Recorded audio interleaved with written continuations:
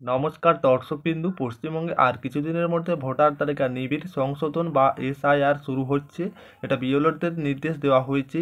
বাড়িতে যদি ভোটার না থাকে তাহলে বাড়ি বাড়ি গিয়ে তাদের দেওয়া হবে ফর্ম, সেই ফর্ম আবারও দিয়ে আসতে হবে। এসআইআর নতুন করে চালু হচ্ছে আবারও, যেটা আপনাদের বাড়িতে যেতে হবে, বাড়িতে গিয়ে গিয়ে এসআইআর আবারও সেই ফর্ম দিতে হবে বিএলওদেরকে। আবার এসআইআর শুরু হচ্ছে আবার নতুন করে, কিন্তু কিছুদিন আগে বিহারে ভোটার তালিকার নিবিড় সংশোধন বা যেটা আপনাদের এসআইআর চালু হয়েছিল সেখানে শেষ হয়েছে, বা সেখানে 60,000 প্রায় ভুয়ো ভোটার বেরিয়েছে। আবার এইবার পশ্চিমবঙ্গে নতুন করে শুরু হচ্ছে যেটা নিবিড় সংশোধন বা এসআইআর, যেটা আবার ভোটার কার্ডে ঠিক কবে থেকে চালু হচ্ছে বা কাদেরকে ফর্ম দেওয়া হবে, কি কি করতে হবে, সমস্ত কিছু আপনারা জানতে পেরে যাবেন। যেটা আবারও পশ্চিমবঙ্গে নতুন করে এসআইআর শুরু হচ্ছে, যেটা আবারও ঠিক যেটা নিবিড় সংশোধন শুরু হচ্ছে, ঠিক যেটা আবার কবে থেকে শুরু হচ্ছে সমস্ত কিছু বিস্তারিত জানতে অবশ্যই আপনারা ঠিক ভিডিওটি দেখছেন, ভিডিওটি শেষ পর্যন্ত দেখতে থাকবেন, উপকারে আসবে। তার আগে আপনাদের কাছে ছোট অনুরোধ, আপনারা যদি আমাদের চ্যানেলে প্রথমবার এসে থাকেন অবশ্যই চ্যানেলটিকে সাবস্ক্রাইব করে পাশের অল নোটিফিকেশনটি অন করতে ভুলবে না। ঠিক কাদের কাদের ক্ষেত্রে আবারও এসআইআর হবে নতুন করে, যেটি ঠিক কি বলা হয়েছে এই আজ প্রতিবেদনে আজকের দেখে নেওয়া যাক। ঠিক যেটি 2002 সালে ভোটার তালিকার ভিত্তি ধরে রাজ্যে শুরু হবে, যেটা স্পেশাল ইন্টার্নশিপ রিসিভ, যেটা আবারও তাই ইতিমধ্যে 2002 সালের ভোটার তালিকা প্রকাশ করতে শুরু করেছেন কমিশন। তার মাঝেই বিপত্তি। কমিশন সূত্রে খবর, দুই জেলার অন্তর 4টি বিধানসভা কেন্দ্রে 2002 সালে ভোটার তালিকা খুঁজে পাওয়া যাচ্ছে না, যেটা অবিলম্বে সেই তালিকা খুঁজে বার করতে এই দুই জেলার জেলাশাসকের নির্দেশ দিয়েছে কমিশন। এখন পর্যন্ত 11টি জেলায় প্রায় 110টি বিধানসভা কেন্দ্রে ভোট তালিকা প্রকাশ করা হয়েছে নির্বাচন কমিশনের তরফ থেকে।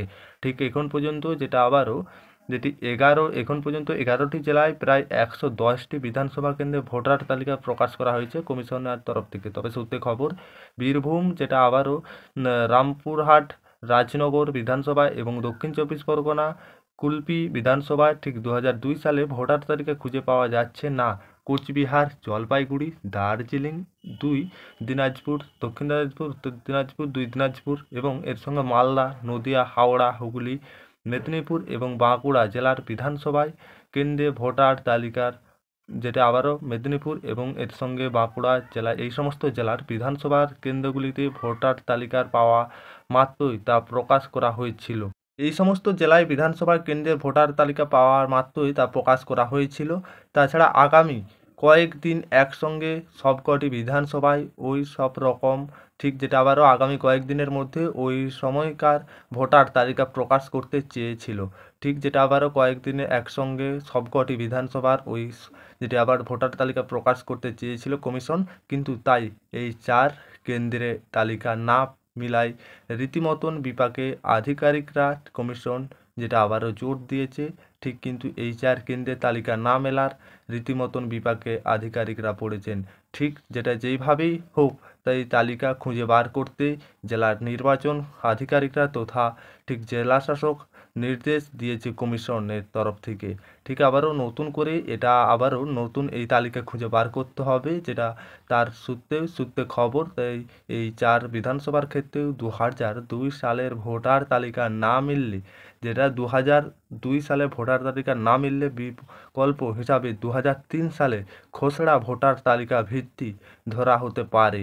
তবে যে কোনো মূল্যে 2002 সালে ভোটার তালিকা খুঁজে বার করতে বলেছে কমিশন। ঠিক যেটা আবারও মিলবে বিপাকে, ঠিক 2002 সালে ঠিক আবারও ভোটার তালিকা না মেলার বিপাকে হিসাবে 2003 সালে খসড়া ভোটার তালিকার ভিত্তি ধরা হতে পারে, এটা জানাচ্ছে কমিশন। তবে যেহেতু 2002 সালের ভোটার তালিকা খুঁজে বার করতে হবে বলেছে কমিশন, অন্যদিকে কমিশনের নির্দেশ অনুযায়ী এখন থেকে কোনো ভোট গ্রহণ কেন্দ্রে যেটা 1200-এরও বেশি ভোটার থাকবে না। এইবার অন্যদিকে যেটা কমিশন জানিয়েছে, এখন থেকে এরপর থেকে কোনো রকম ভোট গ্রহণের কেন্দ্রে 1200-এরও বেশি ভোটার থাকবে না। সেই মতন রাজ্যের বর্তমানে ভোট কেন্দ্রের সমীক্ষা কাজ শুরু হয়েছে। রাজ্যের বর্তমানে বুথের সংখ্যা প্রায় 81,000। স্বাভাবিকভাবে এই সংখ্যা বাড়বে।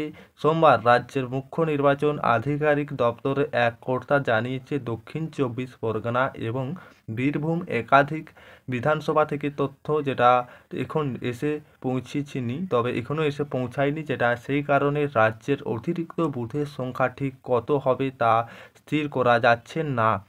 ওই তথ্য এসে পৌঁছাতে রাজ্যের মুখ্য নির্বাচন আধিকারিকের পক্ষ থেকে যেটা সবকটি রাজনৈতিক দলের হাতে তালিকা তুলে দেওয়া হবে। তবে ঠিক যেটা আবারও নতুন করে পশ্চিমবঙ্গে আবারও এসআইআর শুরু হতে চলেছে ঠিক নতুন করে।